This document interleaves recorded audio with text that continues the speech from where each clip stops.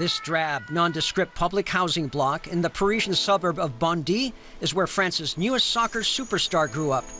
Kylian Mbappé, not even 20 years old and already a world champion. Just like many in the banlieue, Mbappé comes from an immigrant family. His mother is from Algeria and his father was born in Cameroon.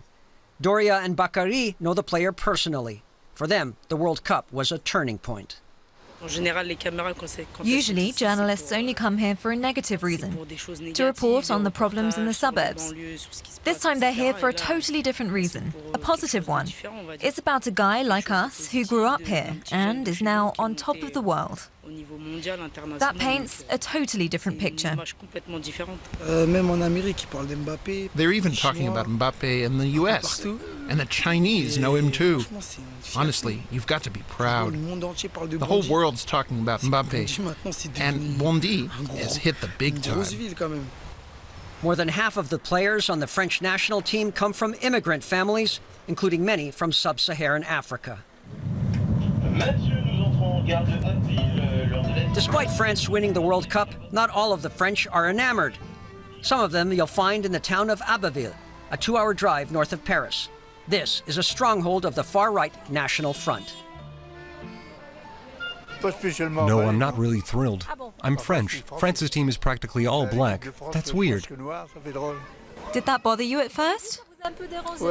Yes, it did. But nowadays, you get used to everything.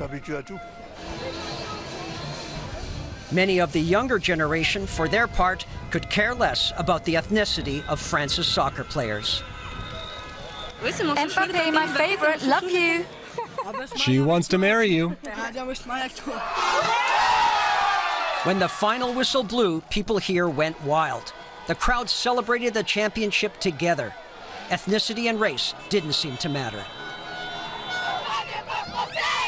The first time France won, I was only 4 years old. But now I'm really living it. It's fantastic.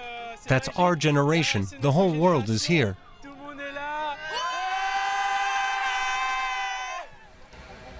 These are moments that could change France. But Bakary, who plays soccer at Mbappe's former youth club, knows that this brotherliness could be short-lived. Had France lost, you may have heard things like African France, and there are too many Africans on the team, etc. We'll always be under the microscope. Basically, it means we'll always have to win. The young people here in Bondy now hope that the success of their superstar won't make him forget them, and that Mbappé and France take their interests to heart.